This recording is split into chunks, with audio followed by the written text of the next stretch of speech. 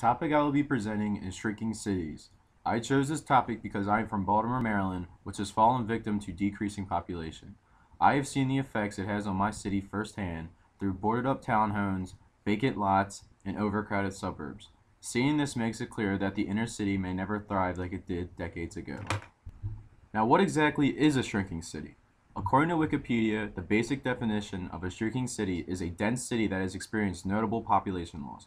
For example, my hometown Baltimore was ran by ports and factories in the mid-90s. Many immigrants, including my ancestors, moved there in hopes of pursuing the American dream and making a living for their family.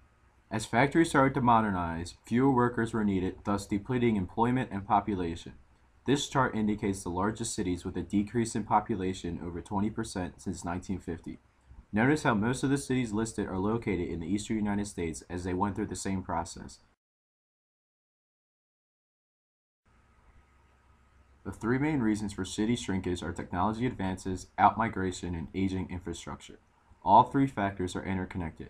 Technology advances leads to more modernized factories, which meant fewer workers. These workers then outmigrated into the suburbs. With less people in the city, the older infrastructure wasn't maintained and started falling apart. The move to the suburbs was not instant, as city shrinkage was gradual. People that were still living in the shrinking cities were faced with challenges. The first links with aging infrastructure, a reason for shrinkage in the first place. As infrastructure aged, buildings became vacant. This gave cities problems as higher vacancy rates meant a loss of tax base and a less attractive place to live and work. These urban areas were also faced with a lower quality of life. As buildings and lots became vacant, vandalism and other illegal activities became more prone to occur. With low-income people living in these aging houses, renovations are unlikely. With fewer jobs, it is hard for these people to earn more and potentially move out of these broken-down places. What are some possible solutions to shrinking cities? The first is that a smaller city can be made a good place to live.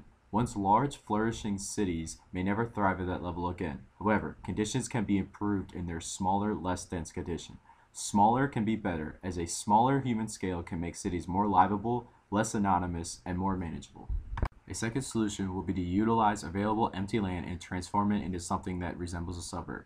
For example, Baltimore row houses were built at a commercially unaccepted density of about 30 to 40 houses per acre. Changing that number to about 20 or lower houses per acre will be much more efficient. Slowly transforming into more desirable housing in the inner city could attract more residents. A more drastic alternative to shrinking cities is to de-annex parts of the city to private developers. For example, if unincorporated areas were sold to developers, they could create suburban communities in the center of the city. Examples could be seen in some of Texas's cities and in Baltimore, where expensive apartments were built on the harbor waterfront and marketed towards the upper class. As big cities across the United States face shrinkage and decreasing population, urban planners and experts need to find ways to rehabilitate urban areas.